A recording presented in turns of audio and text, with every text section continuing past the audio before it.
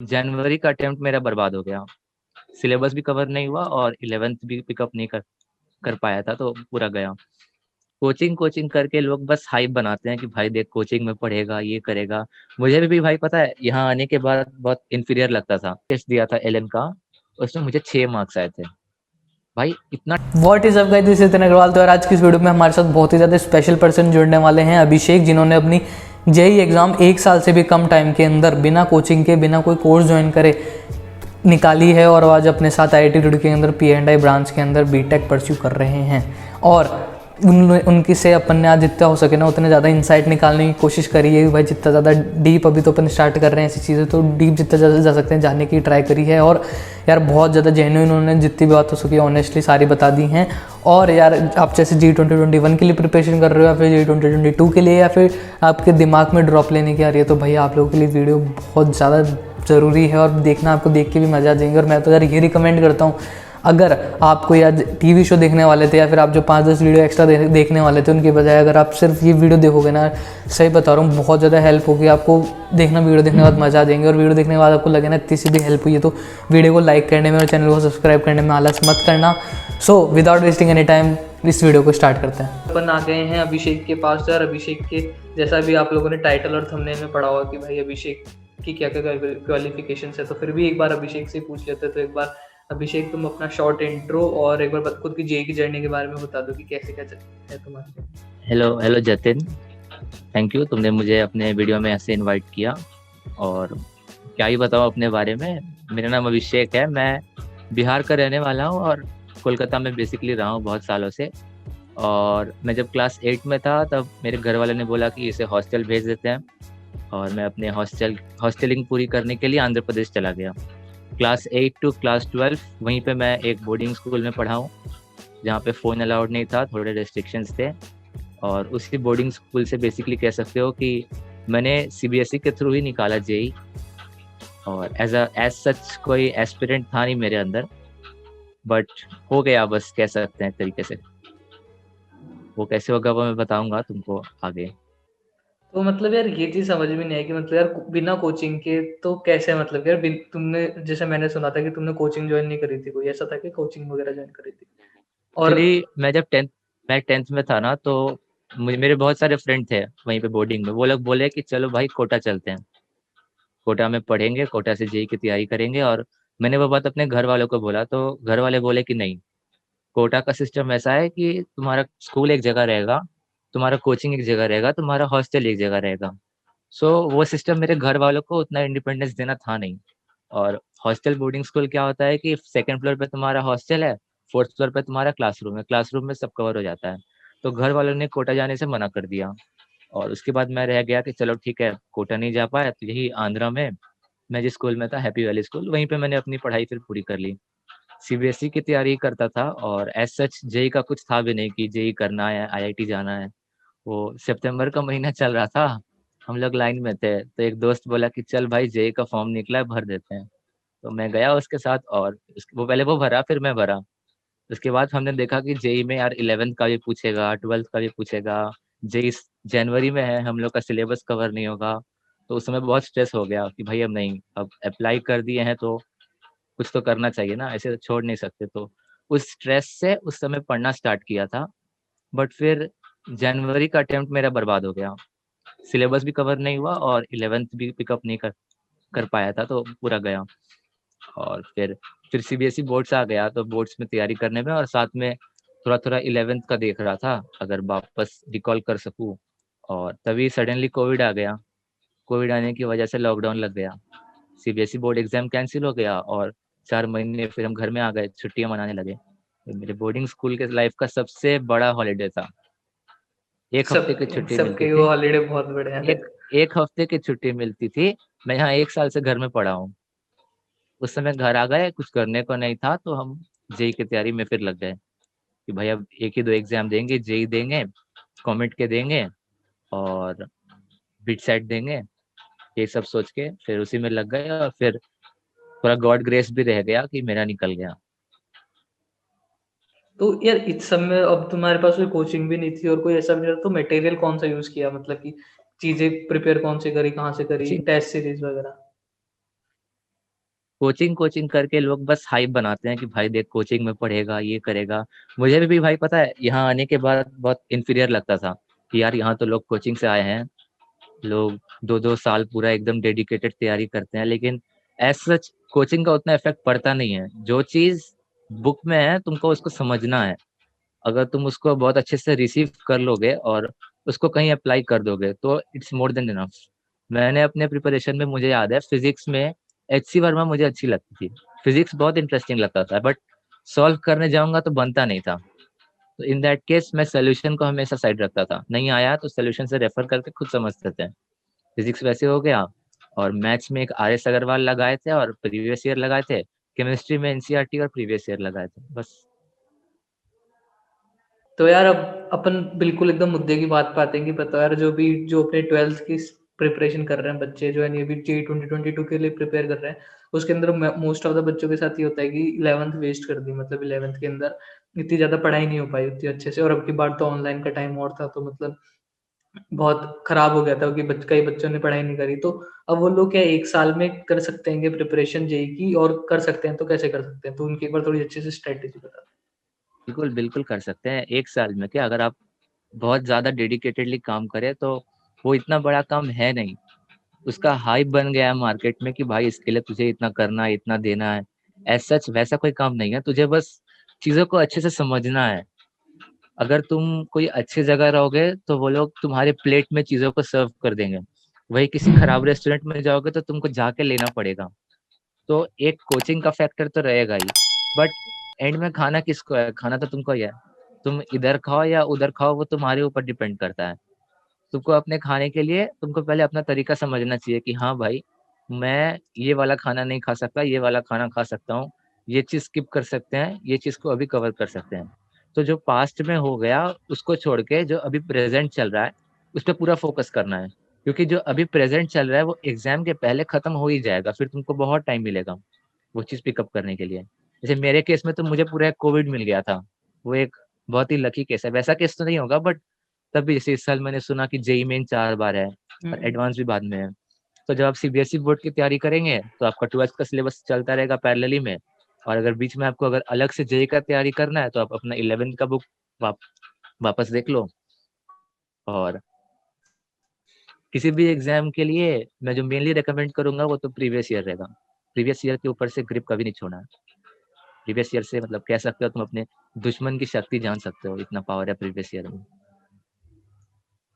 तो अब जैसे लेकिन जो 2022 वाले स्टूडेंट है, मतलब जो भी 12th क्लास में है, तो उनको 11th भी कवर करनी है उनकी, मतलब 11th बिल्कुल गोल है, और अब उनको 12th का भी पढ़ना है और फिर JEE का भी। तो वो सबको कैसे करेगी भाई? कोचिंग में थोड़ा 12th पढ़ाई जा रही है और फिर उनको 11th भी करनी है, तो वो दोनों चीजें साथ में पैरेलली कैसे करें? 11th और 12th में अगर तुम लिंकेज की बात करो तो फिजिक्स के 5 पार्ट होते हैं जहाँ तक याद है, मैकेनिक्स, ऑप्टिक्स और इलेक्ट्रोस्टैटिक्स, मैग्नेटिक्स और जो भी एक होगा। तो वो सारे पार्ट इंटर लिंक्ड उतने कम नहीं है, उतने ज्यादा नहीं है। अगर बहुत एडवांस लेवल पे जाओगे तो वो लोग इंटरलिंक्ड है। नहीं तो तुम चाहो तो वो मैकेनिक्स 11th में अगर तुम्हारी छूट गई है तो भी मैकेनिक्स छोड़ के 12th में जो इलेक्ट्रोस्टैटिक्स चल रहा है या मैग्नेटिक्स चल रहा है उस पर ध्यान दे सकते हो। तुम उस मैकेनिक्स के बारे में सोच सोच के अपना प्रेजेंट बर्बाद नहीं कर सकते हो, ये तो बहुत गलत है। तो अभी जो तुम्हारा 12th चल रहा है तुम उस पर ग्रिप सही रखो। 11th तुमको फिर उसके बाद पिकअप करना पड़ेगा। जैसे जैसे तुम्हारा 12th ठीक होता रहेगा तो वो तुम्हारा जो नॉन लिंक चैप्टर है वो तो कवर हो जाएगा। अब यही बात तुम ऑर्गेनिक में देख लो। तो अगर तुम्हारा ऑर्गेनिक चला गया 11th का तो तुम कुछ नहीं कर सकते हो, क्योंकि ऑर्गेनिक बहुत ज्यादा लिंक्ड है। ऑर्गेनिक पूरा एक लिंक है। नोमेनक्लेचर, आइसोमेरिज्म, GOC, अगर इसका एक भी पार्ट गया तो तुम्हारा खत्म। वही इनऑर्गेनिक हो गया। तुमको 17th ग्रुप का पढ़ने का जरूरत नहीं, पर तुम 18th ग्रुप पढ़ सकते हो। कोई इशू नहीं है, क्योंकि कोई कनेक्शन ही नहीं है। तो इस हिसाब से तुम मतलब पहले कैटेगराइज कर लो कि हाँ भाई इसके लिए मुझे ये वाला बेस लगेगा और इसके लिए मुझे ये वाला बेस नहीं लगेगा। जिसके लिए नहीं लगेगा कम से कम अभी रियलाइजेशन के बाद उसमें परफेक्शन ले आओ। और फिर बाद में जब तुमको टाइम मिलेगा तो तुम पास्ट को और प्रेजेंट को ग्रिप कर लोगे। नाइस। वो तो तो तुमको यार करना है। बहुत बढ़िया। तो यार ये बताओ कि तुम जैसे कि तुम्हारे बोला कि लॉकडाउन के अंदर भी करी थी पढ़ाई, तो यार उसके अंदर यार यूट्यूब का यूज़ किया था क्या पढ़ने के लिए? क्योंकि यार यूट्यूब के क्योंकि फिर कुछ तुम्हारे पास सोर्स नहीं था, तो गाइडेंस वगैरह कहाँ से लेते थे? हमारा लॉकडाउन काफी हद तक पोस्टपोन जेई पोस्टपोन नीट करने में निकल गया था। वो बहुत बड़ा लेकिन हाँ, डिस्ट्रैक्शन था। पूरा लॉकडाउन ट्विटर पे postpone JEE postpone NEET cancel CBSE ये सब किया था। और एक बार हो भी गया, बट दूसरी बार नहीं हुआ तो बहुत गुस्सा आया था। उसी दिन पढ़ना स्टार्ट किया था जब दूसरी बार वो से कट गया था हम लोग। और हाँ, यूट्यूब का यूज तो मैंने किया, बहुत यूज किया यूट्यूब का। एज सच अगर तुम मुझे बोलोगे कि मैंने क्या यूज किया, तो ऐसा मुझे याद भी नहीं है कि मैंने क्या यूज किया। जो भी चीजें मुझे दिक्कत हुआ, मैंने ऑलवेज नेट को रेफर किया। क्योंकि मैं जब हॉस्टल में था तो मेरे पास इंटरनेट की फैसिलिटी थी नहीं। मेरे हॉस्टल बोर्डिंग स्कूल में फोन अलाउड नहीं था। तो जो था वो बुक्स था, बुक्स। और न्यूज़ के लिए लाइब्रेरी जाते थे, न्यूज़पेपर पढ़ते थे। एकदम पुराने जमाने जैसे रहते थे। और जब घर आ गए तो घर आने के बाद फैसिलिटीज मिल रहे हैं तो फायदा उठाना चाहिए। जो चीज़ तुमको बुक में मिलने में टाइम लगेगा, वही चीज़ इंटरनेट पे मिलना आसान है। वही कुछ ऐसे चीज़ होते हैं ना कि तुम पीडीएफ से नहीं पढ़ सकते हो। बहुत लोगों को पीडीएफ से पढ़ने में बहुत दिक्कत होती है। मुझे खुद बहुत दिक्कत होती थी पीडीएफ से पढ़ने में, अगर कोई बुक ऑनलाइन रहा तो मैं उन सारी चीज़ों का प्रिंट आउट निकाल के फिर प्रिंट आउट पे पढ़ना प्रेफर करता था, अगर नेसेसरी हो। और ऐसे इंटरनेट पे अगर कुछ पढ़ना है तो यूट्यूब पे कुछ वीडियो देख सकते हो। जैसे मुझे एक याद है, जब मेरे जेई के टाइम एलन करके कोई कोचिंग था, उसने भी कुछ निकाला था यूट्यूब पे। उसका एलन वाला वीडियो था कि इस चैप्टर में क्या क्या पॉइंट हम कवर करते हाँ, हैं। हाँ, उनकी ऐसे कोचिंग कहते हैं। ऐसे ऐसे सिनॉप्सिस निकालते थे, तो हाँ वो सब हम देखते थे। वो हाँ, तो सब देख के लेकिन इसमें प्रिपेयर करने के चक्कर में यार कभी-कभार क्या होता है, जैसे कि यार क्रिएटर खूब सारे हैं, मतलब मैं भी हूँ, अब और लोग भी हैं, लेकिन अब कभी-कभार क्या होता है, कुछ ऐसी चीज़ें आ जाती हैं कि जो अपने लेकिन देखने के लिए नहीं होती, मतलब कि जैसे समझो डिस्ट्रैक्शन होता है जिन चीज़ों से। मतलब आप जेईई की प्रिपरेशन भी कर रहे हो, तो मतलब जो आप रे मोटिवेट मोटिवेट बोल बोल के तुम्हारा टाइम बर्बाद कर देता हाँ, है, वो तुम्हारे चीज़। कहने का। हाँ, वो चीज़ मतलब तो जैसे आपके वो आगे जैसे मैं कभी-कभार समझ क्या रहा होता हूँ। है। उस चीज पे तो भाई तुमको अपना खुद का ही ग्रिप रखना चाहिए। तुमको ये सब समझना चाहिए कि ये वाली चीज तुमको कोई और नहीं करा के देगा। कोई तुमको अब स्पून फीड नहीं कर सकता। तुम क्लास 11th और 12th के स्टूडेंट हो एटलीस्ट, या ड्रॉप ईयर जो भी हो। कोई तुमको स्पून फीड नहीं करने वाला है, तुमको खुद ही करना है। तो अगर तुम वैसे किसी सोर्स से डिस्ट्रैक्ट होते भी हो, तो मैं बोलूंगा कोई हेल्दी सोर्स से डिस्ट्रैक्ट हो। जैसे किसी कैंपस का इंट्रो वीडियो देख लो, किसी कैंपस का टूर देख लो, उस कैंपस के लोग वहां जाने के बाद क्या कर रहे हैं वो पता करो, तो वो ज्यादा बेटर है। रैदर देन टेकिंग की संदीप माहेश्वरी का ये वाला, सॉरी संदीप माहेश्वरी नहीं, कोई भी हो गया, किसी का भी मोटिवेशन स्पीच लेके टाइम बर्बाद करने के अलावा तुम अपना खोजो कि तुम्हारे अंदर क्या है। तुमको कौन सा टाइम टेबल तुम्हारे लिए बेस्ट है, कौन सा चैप्टर तुमको ज्यादा एक्साइट करता है, कौन सा तुम्हारा अर्जेंट रिक्वायरमेंट है। ये चीज तुमको खुद करना है। नाइस यार, बहुत बढ़िया। तो इसके अंदर ऐसे होता है कि जैसे कि पढ़ते वक़्त अब जैसे डाउट्स आते थे, तो डाउट्स को कैसे क्लियर करते थे कि मतलब कि क्योंकि अब फिर किससे पूछते थे, मतलब क्या सोर्स था डाउट पूछने का? डाउट्स तो मतलब मैं अधिकतर वही चीज पढ़ता था जिसका सोल्यूशन आसपास मिल जाए। तो अगर प्रीवियस ईयर लगाएंगे 41 ईयर वाली बुक या 42 ईयर या 40 ईयर कोई भी बुक, तो उसका सोल्यूशन तो वहीं पे मिल जाता था। बाकी रैदर अगर बाद में तुमको कोई डाउट आए कि भाई ये कैसे होता है, तो बहुत सारे फोन पे topper.com doubtnut.com ऐसे ऐसे ऐप्स भी होते हैं। तुम उनसे फोटो खींच सकते हो और तुमको उसका सोल्यूशन, वीडियो सोल्यूशन मिल जाता है। बट वीडियो सोल्यूशन से ज्यादा मैं प्रेफर करूंगा कि तुम अपना रीडिंग सोल्यूशन पढ़ो। वो ब्रेन में ज्यादा देर तक रहता है। और डाउट्स निकाल निकाल के पढ़ना एक्चुअली एक बहुत बेटर स्ट्रेटजी है। जैसे अगर सपोज तुम्हारा एग्जाम नेक्स्ट मंथ में है, तो मैं एटलीस्ट रिकमेंड करूंगा कि तुम 3 वीक पहले अपना सिलेबस कंप्लीट कर लो। तुमने 3 वीक पहले सिलेबस कंप्लीट कर लिया है, तो वहां से डेली एक पेपर मॉक टेस्ट देते रहो। मॉक टेस्ट जरूरी नहीं है कि कोई बहुत ज्यादा टफ पेपर निकाल लो। जैसे मैंने एक मॉक टेस्ट दिया था एलन का, उसमें मुझे 6 मार्क्स आए थे। भाई इतना टफ पेपर बना दिया था उन्होंने, कुछ बन ही नहीं रहा था। ऐसा तो करते थे। तुमको ये समझना चाहिए कि वो मतलब वो पेपर किसको एड्रेस कर रहा है। कोई एक नॉर्मल सिंपल पेपर उठाओ, मॉक टेस्ट दो। मॉक टेस्ट में अपना मार्क्स देख के डिमोटिवेट मत हो। अगर तुमको मॉक टेस्ट में 180 आया और मुझे 150 आया, तो एक्चुअली मैंने उस पेपर से तुमसे ज्यादा सीखा। I have 150 marks to cover, you have 120 marks to cover. कभी भी मॉक टेस्ट में ये मत देखो कि तुमको कितना आया है, ये देखो कितना रह गया। अगर तुम्हें एक मॉक टेस्ट में 300 आ गया तो तुमने उस पेपर से क्या यूज उठाया? There's nothing ना, कुछ नहीं है। मॉक बहुत टेस्ट बढ़िया को बात है। हमेशा एक पॉजिटिव सोर्स ऑफ मोटिवेशन लो, उसका सोल्यूशन लो और करो। ऐसा कुछ है नहीं, ज्यादा टफ नहीं है। बहुत चीज आदमी सोल्यूशन से सीखता है।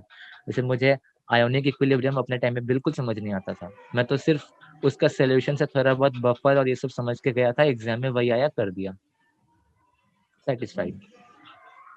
तो यार अब देखो जैसे टाइम टेबल वगैरह होता है वो सबका मतलब यूनिक होता है, वैसे तो सबको अपने हिसाब से डिजाइन करना चाहिए, लेकिन तुम्हारा ऐसा क्या था कि तुम्हारा कि क्या ये चीजें रहती थी कि क्या क्या चीजें इंक्लूड करते थे तुम अपने टाइम टेबल में कि भाई वो सबके में होनी चाहिए जो खुद से पढ़ रहे हैं? टाइम टेबल में ऐसे तो मुझे याद तो है नहीं, बट मुझे जहाँ तक याद है मैं ज़्यादा टाइम केमिस्ट्री में देता था। मेरी केमिस्ट्री बहुत वीक थी, मुझे नहीं पसंद था केमिस्ट्री। केमिस्ट्री में फिजिकल और ऑर्गेनिक नहीं पसंद था, क्योंकि 11th में मैंने भी उतना ध्यान नहीं दिया था। तो 11th का जो फिजिकल का स्टाइकोमेट्री और बेसिक कॉन्सेप्ट्स रहते हैं वो सब चला गया, तो फिजिकल पूरा 12th का बर्बाद हो रहा था। और ऑर्गेनिक तो मेरे लिए एक नाइटमेयर था। इनऑर्गेनिक रट लेता था, या रटने में भी समझ के थोड़ा बहुत शॉर्ट नोट्स लिख के पॉइंट्स निकाल के कहीं कहीं से कर लेते थे, बट फिजिकल में तो बहुत दिक्कत होती थी। तो मैक्सिमम टाइम मुझे अपने टाइम में याद है मैं फिजिकली करता था, फिजिकल का प्रीवियस ईयर लगाया या फिर फिजिकल पढ़ा। और लगभग अगर ऑन अ डे लेंगे तो 5 hours to 6 hours कम से कम पढ़ते थे। 5-6 hours पढ़ते थे, एंड दैट क्वालिटी टाइम। सुबह ज्यादा पढ़ते थे, लेट नाइट्स अवॉइड करते थे। लेट नाइट्स दोस्तों से बात करते थे। अगर दिन अच्छा गया तो फ्रेंड से बात करते थे, दिन बुरा गया तो सो जाते थे। बहुत बढ़िया यार। अरे वैसे बताओ जैसे जो ड्रॉपर्स हैं भी जो मतलब जो ड्रॉप की प्रिपरेशन करेंगे तो यार उन लोगों को कैसे क्या चलना चाहिए, मतलब उनको क्या स्ट्रेटेजी फॉलो करनी चाहिए, कहाँ से स्टार्ट ड्रॉप करना ईयर चाहिए? मतलब जो शुरू कर दिए हैं कि जो हाँ शुरू मतलब कि करेंगे? जो शुरू करेंगे अब, क्योंकि कई लोगों का ऐसे है कि भाई पेपर अच्छे नहीं गए इनके दोनों अटेम्प्ट, और वैसे तो मैं तो भी बोलूंगा कि पहले आने वाले एडवांस के लिए प्रिपेयर करो, लेकिन लेकिन अभी जो करेंगे मतलब जो ड्रॉप के लिए करेंगे उनको क्या स्ट्रेटेजी फॉलो करनी चाहिए? फर्स्टली तो मैं बोलूंगा कि जो भाई ड्रॉप के लिए सोच रहे हैं, एक बार तुम फिर से रीथिंक कर लो कि तुमको हम्म। ड्रॉप करना है कि नहीं करना है। क्योंकि ड्रॉप ईयर मैंने अभी किया नहीं है, बट मेरे बहुत सारे फ्रेंड अभी ड्रॉप ईयर में, वो बोलते हैं कि मेरा ड्रॉप ईयर मेरे फर्स्ट अटेम्प्ट से ज्यादा मुश्किल था। आदमी ज्यादा स्ट्रगल करता है, आदमी का फिजिकल स्ट्रगल तो है, आदमी का मेंटल स्ट्रगल भी है, फैमिली प्रॉब्लम्स भी रहते हैं, फैमिली प्रेशर भी देगा। तुम एक ईयर टाइम बर्बाद करोगे और पैसा बर्बाद करोगे। जो भी है, मैं पहले ड्रॉप ईयर को सजेस्ट नहीं करूंगा कि तुम ड्रॉप ईयर मत लो। अगर तुम्हारे अंदर बहुत ज्यादा फायर है कि हाँ भाई पक्का कर लेंगे, जाना ही है, बहुत मेहनत करेंगे, तो बोलूंगा ड्रॉप ईयर में फर्स्ट डे से डबल मेहनत पे लग जाओ। ड्रॉप ईयर मतलब ही 2 साल का काम 1 साल में करना है। तो तुमने जो 2 साल का काम आधा भी नहीं किया था, अभी तुमको इसका 4 या 5 गुना ज्यादा करना है। तो ड्रॉप ईयर में बेसिकली यही बोलूंगा कि कोई अच्छे इंस्टीट्यूट से टच में रहो। ड्रॉप ईयर सिंगल हैंडेडली मत करना। ये मत सोचना कि मैं 11th 12th अच्छा किया हूँ, ड्रॉप ईयर में अकेले घर में रह के पढ़ लूंगा। ऐसा नहीं हो सकता है। ड्रॉप ईयर अगर तुम एक अच्छा इंस्टीट्यूट ज्वाइन करके करो तो ज़्यादा बेटर है। वो तुम्हें एक रोड मैप देगा, वो तुम्हें गाइडेंस देगा, और वो तुम्हें मेंटली सपोर्ट भी कर सकता है। तो ड्रॉप ईयर में पहले एक अच्छा कोचिंग खोज लेना कि जो तुम्हारी मदद कर सके। अच्छे फ्रेंड सर्कल बनाना, कम घूमना, और मैक्सिमम टाइम पढ़ाई पे ध्यान देना। और क्या बोलूंगा मैं, उसको बहुत बोलते हैं ऑप्टिमाइज करना अपने काम को। सही। अब यार इसके बीच में जैसे कि जो लोग ड्रॉप कर रहे हैं उनके भाई जैसे कई लोग थॉट भी आते रहते हैं मेरे दिमाग में आसपास, और मतलब जो लोग प्रिपेयर भी करते रहते हैं जेई के लिए, तो कई किसी किसी के फैमिली प्रेशर भी रहता है दिमाग में, और मतलब कि काफी चीजें, तो वो लोग पूरी जर्नी में मोटिवेटेड कैसे रहे ऑल द टाइम?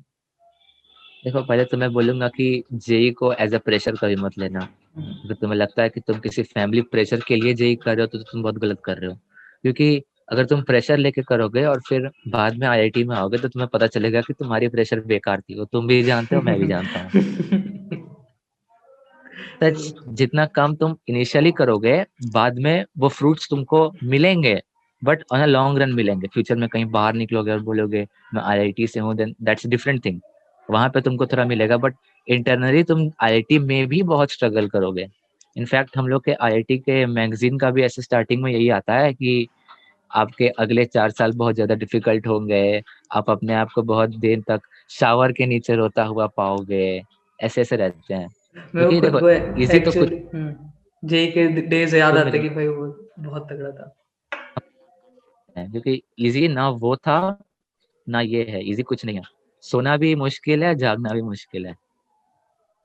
तो तुम मतलब पहले सोच लो कि तुम्हें खुद के लिए करना है कि दूसरे के लिए करना है। और मैं ये बोलूंगा कि अगर आईआईटी नहीं हुई है तो आज के डेट में इट्स मैटर ऑफ जीरो, ऐसा मतलब कह सकते हो। आईआईटी के अलावा भी बहुत सारे ऐसे कॉलेजेस हैं जहाँ तुम अगर अपने आप बिलीव रखते हो कि आज नहीं तो फिर बाद में वहां मेहनत करूंगा तो बेटर हो सकता है, तो डेफिनेटली बेटर हो सकता है। आईआईटी बस तुमको एक नाम देगा। आईआईटी के अंदर भी तुमको मेहनत खुद करनी है। वो तुम बाहर बिना नाम के भी करो और फिर डबल मेहनत करो और मेहनत करो। बट वही चीज रह गया कि तुम्हें बाद में रोड मैप का दिक्कत होगा, और किस तरफ मेहनत करो उसका आउटपुट आ रहा है कि नहीं आ रहा है समझ में नहीं आएगा। यही आईआईटी से करोगे तो मतलब काफी सेटल्ड रहेगा कि हाँ भाई प्लेसमेंट लग जाएगा या नौकरी लग जाएगा। कोई दिक्कत हुआ तो अपने सीनियर से पूछ सकते हो कि हाँ सर बताइए क्या करना है, वो मतलब हेल्प कर देंगे। ये चीज बेटर डेफिनेटली आईआईटी को, यही चीज आईआईटी को डिस्टिंग्विश करता है। बाकी बहुत लॉन्ग रन में अगर तुम किसी भी कॉलेज से करो यार, बहुत मेहनत करो तो तुम कुछ भी कर सकते हो। किसी को फूल मत बनाने दो कि तुम्हारे पास चॉइसेस कम हो। वही तो मैं खुद बोलता हूँ, जेई इज नॉट अ जीवन, यहाँ पे खत्म नहीं हो जाता यार, मतलब काफी चीजें करने के लिए आजकल तो बहुत बहुत है। बहुत है बहुत है। तो अब जो चीज आती है यार वो ये है कि भाई इस जो अपने जेई में 2021 वाले एस्पायरेंट है, भी उनका एडवांस का एग्जाम आने वाला है, तो उनके 100 डेज के अराउंड लेफ्ट बचे हैं, मतलब 100 दिन के आसपास बचे हैं। तो उन लोगों को क्या करना चाहिए कि मतलब एक तो कि किस स्टूडेंट को प्रिपेयर करना चाहिए एडवांस के लिए, या फिर कैसे करना चाहिए मतलब एडवांस के लिए प्रिपेयर, जो लोग सेल्फ को भी प्रिपेयर कर रहे हैं। देखो जो पहले सेल्फ होकर प्रिपेयर कर रहे हैं, पहले तो मैं बोलूंगा कि अपना कॉन्फिडेंस मत खोना। चाहे तुमको कोई भी बाहर ऐसा बोल दे कि इट्स बहुत टफ है, बहुत टफ है, बहुत बुरा होगा, तो ऐसा कुछ मत करना। जेई एडवांस के बारे में अगर पर्टिकुलरली बात करें तो उसमें उतना उतना लगता नहीं है। थोड़ा सा एफर्ट चाहिए उसमें बस। You don't need to attempt all the questions. अगर तुम कुछ हर सेक्शन से सेलेक्टिवली जो तुम्हें आता है वो अटेम्प्ट कर दो तो दैट्स मोर देन एनफ, तुम्हारा कहीं ना कहीं हो जाता है। एंड जेई मेन और जेई एडवांस के पेपर लेवल में बहुत ज़्यादा डिफरेंस है। तो मैं पहले तुमको रिकमेंड करूंगा कि अगर तुम हर वीक में एक बार जेई एडवांस के स्टाइल में 6 घंटे बैठ के एग्जाम दे दो तो बेटर है। मैंने ये चीज़ अपने टाइम बिल्कुल नहीं किया था और इस चीज़ का मुझे बहुत ज़्यादा रिग्रेट है कि काश मैंने जेई एडवांस के स्टाइल में भी कभी मॉक टेस्ट दिया होता। मैं बहुत आलसी था। मैं 3 घंटे के टेस्ट को 2 घंटे में दे के सो जाता था, ऐसा हाल था मेरा घर में। तो जेई एडवांस का टेस्ट 6 घंटा मॉक टेस्ट देना मेरे लिए बहुत बड़ी बात थी, मैंने कभी किया नहीं। मैं पहली बार 6 घंटे तक बैठा था उस दिन। 3 घंटे बैठने के बाद आंख जल रहा था। दोपहर में धूप में खड़ा रहा, बारिश हुई, फिर अंदर गया, खाया नहीं था कुछ, और दूसरा पेपर पूरा बर्बाद करके आ गया। तो मैं नहीं कहूंगा कि तुम ये गलती करो। तुम दोनों पेपर की अच्छे से तैयारी करो। तुमने मेंस निकाले तो तुम्हारे पास एक बेसिक आइडिया होगा कि सिलेबस कैसा है। अपने कॉन्सेप्ट पे ग्रिप लाओ, थोड़ा और डीप में जाओ, प्रीवियस ईयर बनाओ, और अगर अगर जेई एडवांस के माइंडसेट से सोचो तो तुम्हें जो दिख जाए नेट पे तुमको सॉल्व करना है, ऐसा सोच के चलो। मतलब हर क्वेश्चन को वेलकम करना है कि जैसे कोई सा भी आ रहा है उसको। On the initial practice days अगर नहीं आया तो फिर उसका सोल्यूशन निकालो। Everything has a solution. Solution खोजना आज की डेट में कोई बड़ी बात नहीं है ना। तो यार एक बार फाइनली अपने जितने भी जेई 2021 2022 के जो स्टूडेंट हैं उन सबको एक बार तुम क्या फाइनल मैसेज देना चाहोगे, टिप्स देना चाहोगे, वो बता। यार मेरे पास बोलने के लिए कुछ नहीं है, तुम मेरे भाई बहन जैसे ही हो। मैं बोलूंगा ऑल द बेस्ट, एग्जाम अच्छे से देना, and go with a smile, return with a smile. भाई बहुत बढ़िया, मतलब ऐसे कभी कभार क्या होता है ना, मतलब जैसे मैं कभी पूछता हूँ तो लोग क्या करते हैं, मतलब जैसे कि बहुत शुगर कोट करके, मतलब तुमने एकदम जितना ऑनेस्ट था ना भाई, सही में मजा आ गया बात करके, बहुत ज्यादा बढ़िया लगा। और मतलब मिलेंगे अब हम ये, भी। हाँ यार अब जल्दी कैंपस खुले और मिलेंगे। कॉलेज जाएंगे तब मिलेंगे, तो हम लोग कोविड हॉलीडेज मना रहे हैं। और मतलब कि यार कोई अब किसी के पास ये नहीं रहना चाहिए कि भाई मैं कोचिंग नहीं कर रखा तो मैं नहीं कर सकता, क्योंकि कई बच्चे क्या करते हैं कि जब नहीं करते तो फिर ऐसे बोलते थे कि भाई मैं कोचिंग नहीं कर रखा तो इसलिए नहीं कर पाया। भाई ये तुम्हारे पास अभिषेक एक एग्जाम्पल है कि भाई जिन्होंने भी करी है अपन भी कर सकते हैं, तो जिन लोगों ने नहीं करा दुखी होने की जरूरत नहीं है। चीज है, बिल्कुल बिल्कुल। कोचिंग पर बस एक तुम्हारा ब्रेन का थिंग है कि भाई मैंने कोचिंग किया कि नहीं किया। कोचिंग से करो या नॉर्मल करो, बस तुमको नॉलेज लाना है। नॉलेज लाओ, मार्क्स रैंक सब आ जाएगा। नॉलेज इंटरेस्ट के साथ आएगा, इंटरेस्ट तुम्हारी डिजायर के साथ आएगा। इसके लिए तुम्हें कोई मोटिवेशन, कोई पिल, कोई प्रेशर कुछ लेने की जरूरत नहीं है। हुआ हुआ, नहीं हुआ नहीं हुआ, बी ऑन हैप्पी नोट। और भी बहुत अपॉर्चुनिटीज रहेंगी। तो यार आज की इसको अपन सेशन को यहीं पे खत्म करते हैं। बहुत बढ़िया लगा ये बात करके, और जो उन्होंने जो भी बात बोली थी यार उन सबको अच्छे से फॉलो करना, और जो भी सीखा है ना अगर हो सके तो एक बार इसको लिख लेना। अगर लेकिन लिखो भी नहीं तो दिमाग में अच्छे से फिट कर लेना बातों को। तो आज की इस वीडियो को यहीं पे खत्म करते हैं। तो आई होप यार आपको ये वीडियो अच्छी लगी होगी। तो यार अगर आपके लिए कुछ सजेशन हो तो नीचे कमेंट में डाल दो, और वीडियो अच्छी लगे तो लाइक जरूर कर देना, और चैनल को सब्सक्राइब कर दो यार, अपने पास ऐसी चीजें आती रहती हैं। और अगली वीडियो में मिलते हैं आपसे, तब तक के लिए मचाते रहो।